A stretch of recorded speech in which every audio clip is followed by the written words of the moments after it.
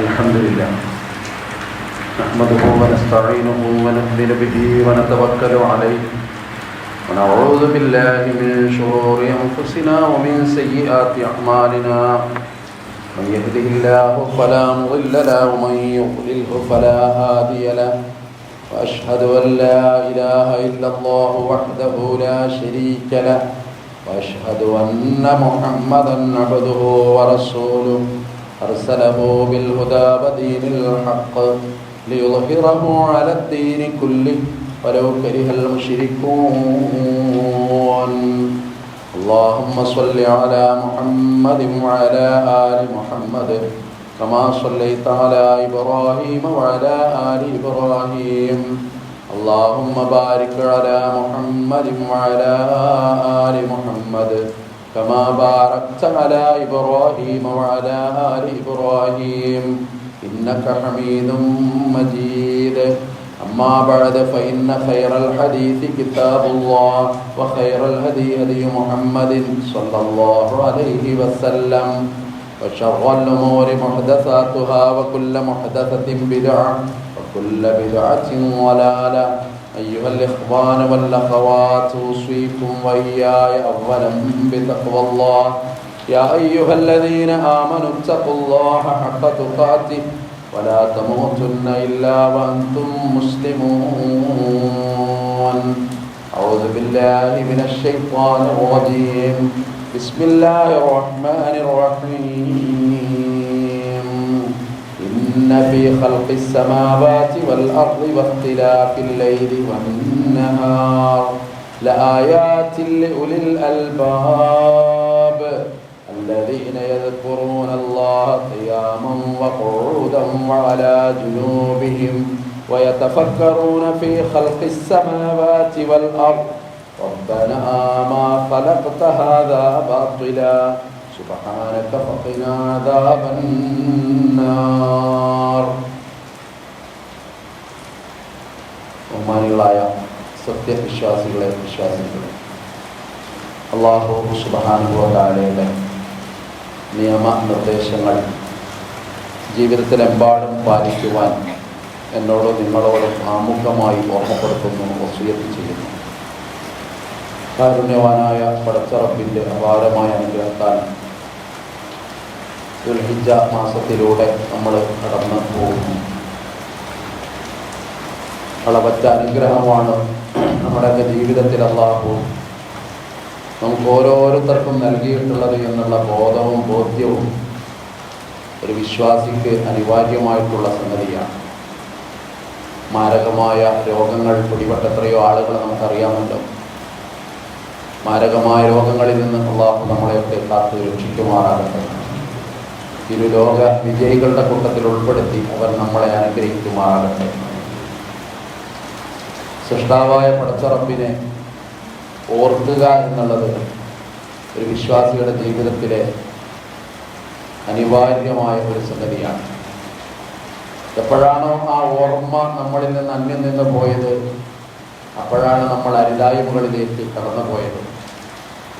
അള്ളാഹുവിൻ്റെ സ്മരണ ഹൃദയത്തിൽ നിന്ന് നീങ്ങിപ്പോയപ്പോഴാണ് അവിടെ പിശാച് കയറി വന്ന് സ്വാധീനം ചെലുത്തിയത്. അതുകൊണ്ട് തന്നെ സദാസമയവും അള്ളാഹനെ ഓർക്കുക എന്നുള്ളത്, അവൻ്റെ അനുഗ്രഹങ്ങളെ ഓർക്കുക എന്നുള്ളത് ഒരു വിശ്വാസിക്ക് ഏറ്റവും പ്രധാനമായ സംഗതിയായിട്ട് നമ്മൾ മനസ്സിലാക്കുന്നു. ഒരു രാത്രി മുഴുവൻ പുണ്യനബി തിരുമേനി സല്ലല്ലാഹു അലൈഹി വസല്ലം കരയുകയാണ്. സഹധർമ്മിണിയായ ആയിഷ ബീവി ചോദിക്കുന്നുണ്ട്, എന്തിനാണ് കരയുന്നത്? അതിന് മറുപടിയില്ല. ചോദിക്കും തോറും അവിടുത്തെ കണ്ണുനീര് പ്രവാഹമായി അത് കവിൾത്തടങ്ങളിലൂടെ ഇഞ്ചിഞ്ചു വീഴുമ്പോൾ ഹൃദയത്തെ പിടിച്ചു കുലുക്കിയ എന്തൊക്കെയോ സംഭവങ്ങൾ ഉറപ്പാണ്.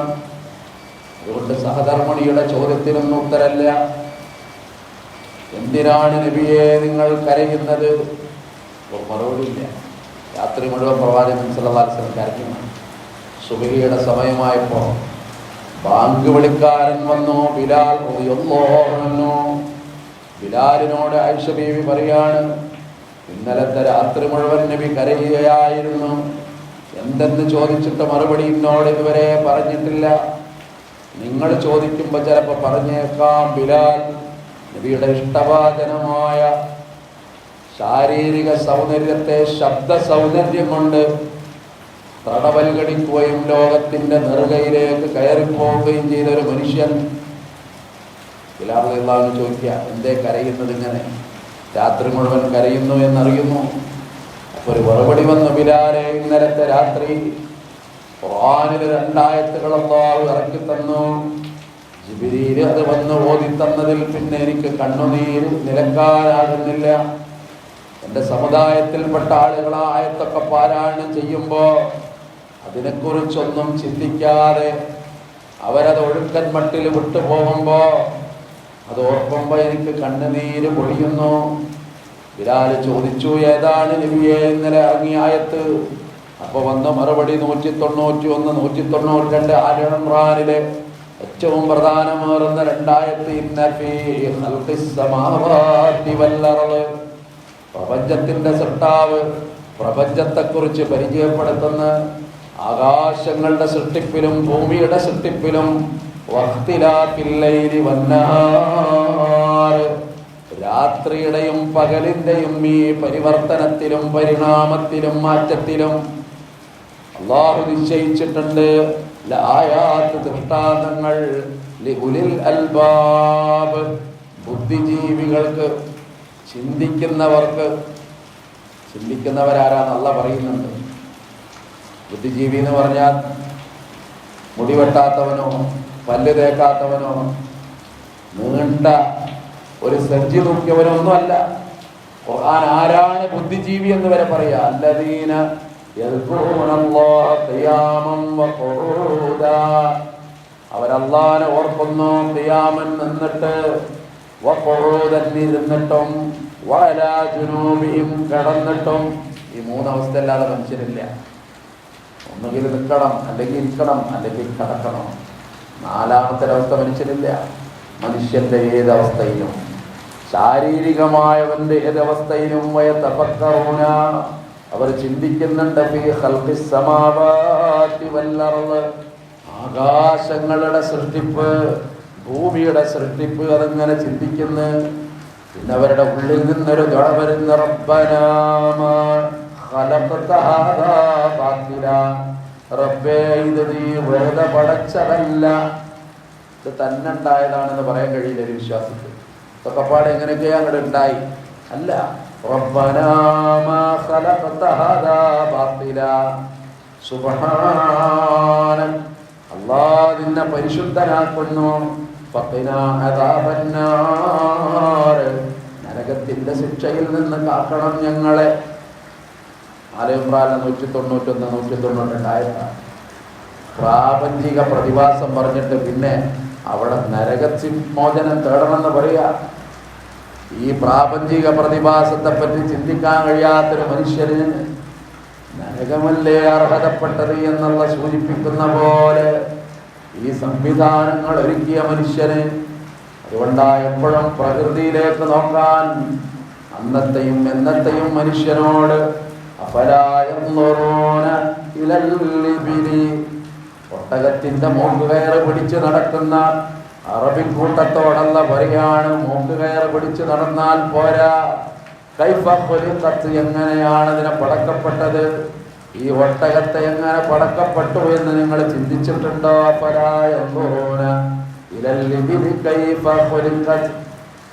പിന്നെ അവര് നിൽക്കുമ്പോ മാനം അവരുടെ മുന്നിൽ കാഴ്ചയാണ്, അത്ഭുതമാണ്. അല്ലാഹ് പറഞ്ഞു, ഈ മാനം എങ്ങനെ ഉയർത്തിയെന്ന് ചിന്തിച്ചിട്ടുണ്ടോ? 4 ഭാഗവും മലയാൽ മൂടപ്പെട്ട മക്കാ നിവാസികൾക്കിടയിൽ ഇറങ്ങുന്ന ഖുർആൻ എമ്പാടും തിരിഞ്ഞു നോക്കുമ്പോ ഉയരമുള്ള മലകൾ കാണുന്നവരോട് പറയാ, വൈലൽ ജിബാൽ, എങ്ങനെയാണ് ഈ പർവ്വതങ്ങളെ നാട്ടി നിർത്തപ്പെട്ടത്? കൈഫ സുതിഹത്ത്. അങ്ങനെ എടുക്കുമ്പോ പിന്നെ അവര് കാണുന്ന കാഴ്ച അനന്തമായ മരുഭൂമി, അറ്റമില്ലാത്ത മരുഭൂമി. അപ്പൊ അവരോട് പറയാ, കൈഫ സുതിഹത്ത്, എങ്ങനെ ഈ ഭൂമി ഈ രൂപത്തില് നിങ്ങൾക്ക് വേണ്ടി ഒരുക്കി തന്നോ എന്നവർ ചിന്തിച്ചിട്ടുണ്ടോ? അള്ളാഹ് പറയാ.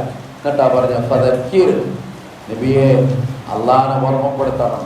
ഫഇന്നമാ അൻത മുദക്കിർ, നീ ഓർമ്മപ്പെടുത്തുന്നവൻ മാത്രമാണ്. ഏത് മേഖലയിൽ നമ്മൾ ചെന്നാലും ഉള്ളിലെ ഈമാനല്ലാതെ മറ്റെന്താ നമ്മളെ കാക്കുന്നത്? എല്ലാ ഹറാമുകളും ചുറ്റുവട്ടത്തും നൃത്തമാടുമ്പോഴും വിശ്വാസത്തിന്റെ പരിചയമല്ലാതെ മനുഷ്യനെ കാക്കാൻ എന്താണ്? സംവിധാനങ്ങൾ മുഴുവൻ തട്ടിമറിഞ്ഞപ്പോൾ, എല്ലാം താറുമാറായപ്പോ, എല്ലാവരും ഹറാമുകളുടെ പിന്നാലെ പായുമ്പോ ഒരു മനുഷ്യന് സംരക്ഷണത്തിന്റെ ഒരുക്ക് ഭിത്തി നൽകുന്നത് ഈ വിശ്വാസമല്ലാതെ, ഈ റബ്ബിന്റെ ഓർമ്മയല്ലാതെ മറ്റെന്താണ്? അതുകൊണ്ട് സുബ്ഹാന, അല്ലാഹുവേ നിന്നെ പരിശുദ്ധനാക്കുന്നു.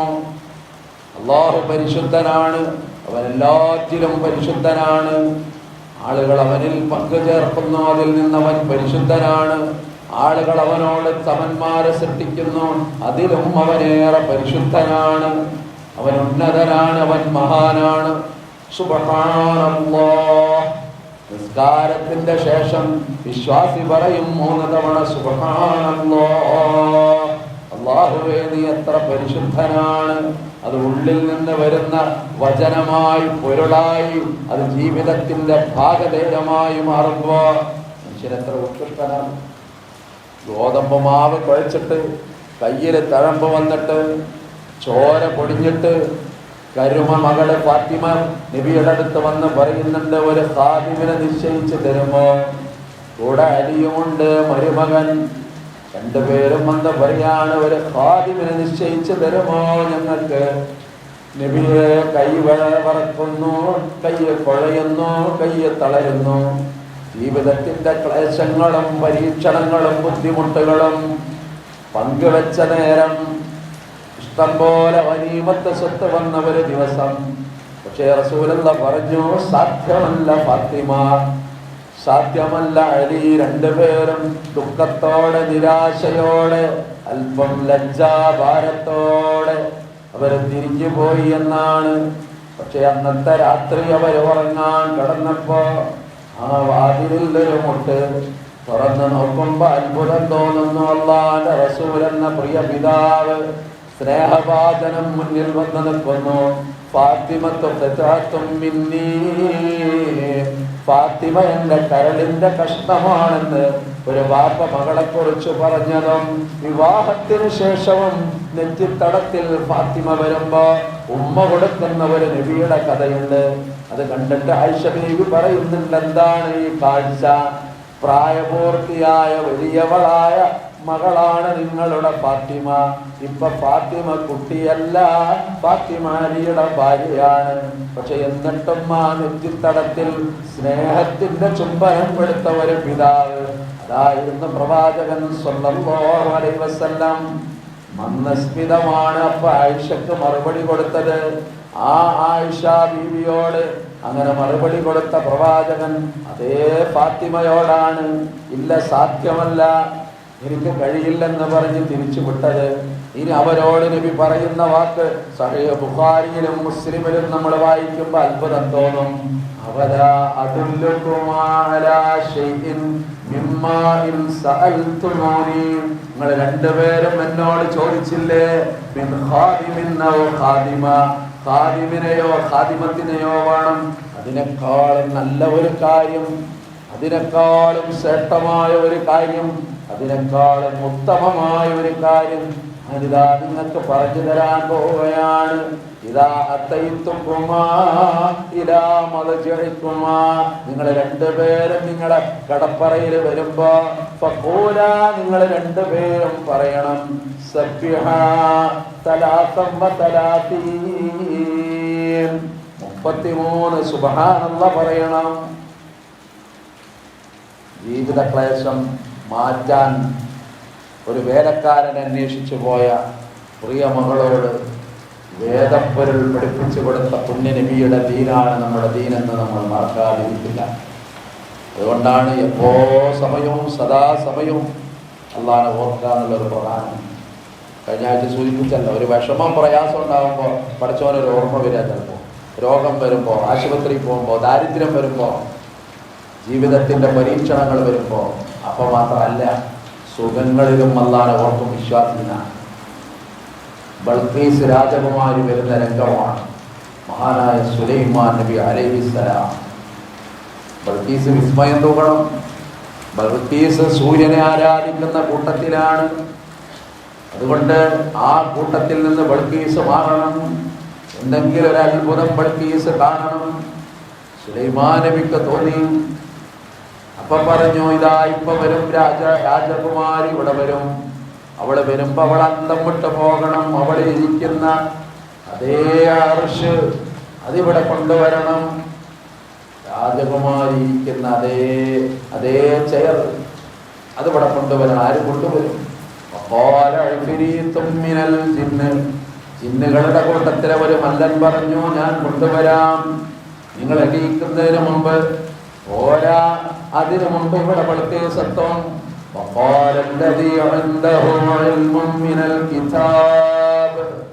വേദത്തിൽ നിന്ന് ജ്ഞാനം നൽകപ്പെട്ട ഒരാൾ പറഞ്ഞു, ഞാനത് കൊണ്ടുവന്ന് തരാം. അങ്ങനെ ആ കട്ടിൽ അവിടെ എത്തുന്ന ആ ചെയർ അവിടെ എത്തുക, ആ സിംഹാസനം അവിടെ എത്തുക. അപ്പോഴേക്ക് ബൽഖീസ് വരിക. അവിടെ കണ്ട് അന്തം വിടുക. ഈ ചെയറെത്തുന്ന ഒരു നേരം എന്താണ് സുലൈമാൻ നബിയുടെ മാനസികാവസ്ഥ? അതാ ഖുർആൻ പറയുന്നത്, ഖാല ഹാദാ മിൻ ഫദ്ലി റബ്ബി, ഇതെന്റെ രക്ഷിതാവിന്റെ ഔദാര്യമാണ്. നല്ല വീടുണ്ടാക്കിയിട്ട് അവിടെ ഒരു സ്റ്റിക്കർ ഒട്ടിക്കുന്ന ആളുകളാണ് നമ്മൾ. ഹാദാ മിൻ ഫദ്ലി റബ്ബി, ലക്ഷങ്ങളെ വാഹനം വാങ്ങിയപ്പോ അവിടെ ഒരു സ്റ്റിക്കർ ഒട്ടിച്ചു, ഹാദാ മിൻ ഫദ്ലി റബ്ബി. സുലൈമാൻ നബി നിർത്തിയില്ല.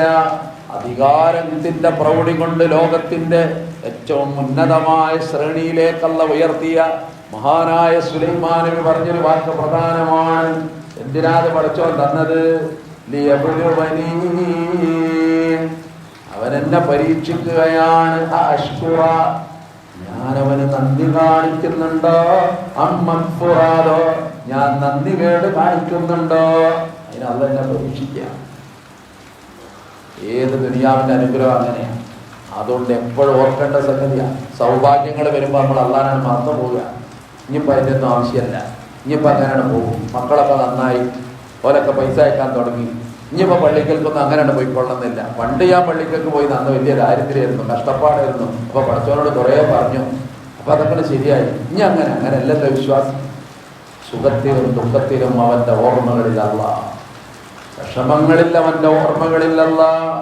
എല്ലാ അനുഗ്രഹങ്ങളും ജീവിതത്തിൽ ഇങ്ങനെ മഴ പോലെ പെയ്തപ്പോഴും അവൻ്റെ ഓർമ്മകളിലല്ല.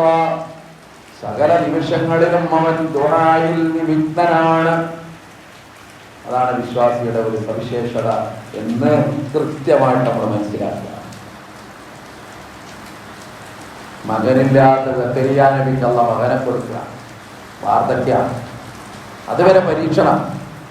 എപ്പോഴും തേടാ പഠിച്ചവനെ ഒരു മകൻ.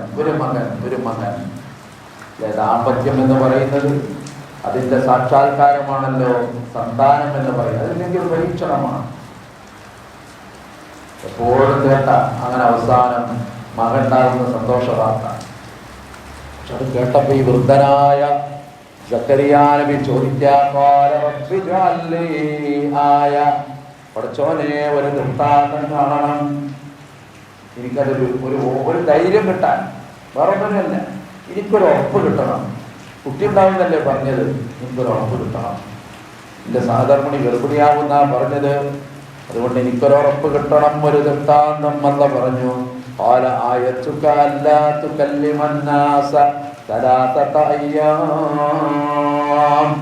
3 ദിവസം നിനക്ക് മിണ്ടാൻ പറ്റൂല. ഇല്ല റംസൻ, ആംഗ്യ ഭാഷ നിനക്ക് പറ്റൂ, നിനക്ക് പറയാൻ കഴിയില്ല. വാചാരമായി മൊഴിഞ്ഞിരുന്ന നാവും വായും അടഞ്ഞു പോകും. അതാ ദൃഷ്ടാന്തം കാട്ടിക്കൊടുത്തത്. സക്കരിയാക്കത് ബോധ്യപ്പെടുക.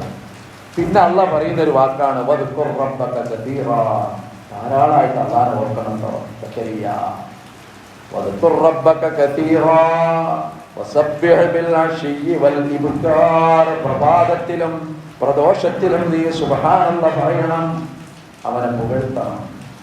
അതുകൊണ്ട് അള്ളാഹ് റസൂൽ പറയുന്നുണ്ട്, കലിമതാനി ഹബീബത്താനി ഇലർ റഹ്മാൻ, അള്ളാഹ്ക്ക് ഇഷ്ടമുള്ള രണ്ട് വാക്കുകൾ. തഖീലത്താനി അലൽ മീസാൻ, തുലാസിൽ കനം തൂങ്ങുന്ന രണ്ട് വാക്ക്. ഖഫീഫത്താനി അലൽ ലിസാൻ, എന്നാലോ നാവിന് വളരെ കനം കുറഞ്ഞതും. എന്നിട്ട് പറഞ്ഞു സുബ്ഹാനല്ലാഹി വബിഹംദിഹി സുബ്ഹാനല്ലാഹിൽ അളീം. അതിലും ഈ പൊരുളാ കിടക്കുന്നത്. അല്ലാഹു പരിശുദ്ധനാണ്. കൊണ്ട് നിരന്തരം നമ്മൾ അല്ലാഹുവോട് ദുആ ചെയ്യുക, അവനെ ഓർത്തുകൊണ്ടേയിരിക്കുക. നമ്മളെ നിസ്കാരത്തെ പറ്റി പറഞ്ഞപ്പോൾ പോലും പറഞ്ഞ വാക്കത എന്നെ ഓർക്കാൻ നിസ്കരിക്കാനാണ്. വികാര വിചാരങ്ങൾ അല്ലാഹുവോട് പങ്കുവെക്കാൻ. മെഹറാജിന് പോയ നബിയുടെ കഥ നമ്മൾ കേൾക്കാറുണ്ട്. 7 ആകാശത്തിനപ്പുറത്തേക്ക് കടന്നുപോയ റസൂലുള്ളാഹിനെ പറ്റി കേൾക്കുന്നു. അസ്സലാത്തു മിഅ്റാജുൽ മുഅ്മിനീൻ. നിസ്കാരം എന്ന് പറഞ്ഞാൽ അത് വിശ്വാസികളുടെ മെഹറാജാണ്. ചില പ്രധാനമായ ഒരു സംഗതിയായിട്ടാണ് അതിനെ പരിചയപ്പെടുന്നത്. അവിടൊക്കെ അള്ളാഹുവിന്റെ ഓർമ്മ, ദൈവിക സ്മരണ. ഇതെപ്പോ വിട്ടുപോയോ വമൻ അഅ്റള അൻ ദിക്രി ഫഇന്ന ലഹു മഈശതൻ ലൻകൻ. ജീവിതം ഇടുങ്ങിപ്പോകും. നിങ്ങളെ അരുതായ്മകളിലേക്ക് പോകും. ഒരു ഹറാമ് ചെയ്താൽ സ്വസ്ഥത കിട്ടുമെന്ന് കരുതിയോ? ഇല്ല. ഒരു തവണ മദ്യം കഴിച്ചാൽ സമാധാനം കിട്ടുമെന്ന് കരുതിയോ? ആ കോപ്പ ആദ്യത്തെയും അവസാനത്തിന്റെയും ജീവിതാന്ത്യമാണെന്നുള്ളതല്ലേ വസ്തുത. സ്വസ്ഥതയില്ലാത്ത രാവും പകലും. പുറത്തിങ്ങനെ കാണുമ്പോൾ വലിയ സ്റ്റൈല ഒന്നുമല്ല, വട്ടപൂജ്യമാണ്. അഭിസാരികയുടെ ജീവിതം ആനന്ദകരമാണെന്ന് നമ്മൾ കരുതിയോ? ഇല്ല. ചാനൽ നടിമാർ, സിനിമാ നടിമാർ, നടന്മാർ, എന്ത് സ്വസ്ഥതയുള്ളത്? ഒന്നുമില്ല, വട്ടപൂജ്യമാണ്. അല്ലാതെ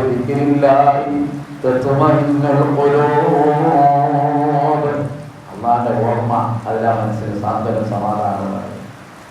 അതുകൊണ്ട് ആ നിലയിൽ ജീവിതം ക്രമപ്പെടുത്തണം. ആ നിലയിൽ ജീവിക്കാൻ പരിശീലിക്കണം. ഹറാമുകളിൽ നിന്ന് അകന്നു നിൽക്കാൻ നമുക്ക് സാധിക്കണം. അള്ളാഹു റബ്ബുൽ ഇസ്സത്ത് ഇരുലോക വിജയികളുടെ കൂട്ടത്തിൽ ഉൾപ്പെടുത്തി നമ്മളെല്ലാവരെയും അനുഗ്രഹിക്കുമാറാകണം.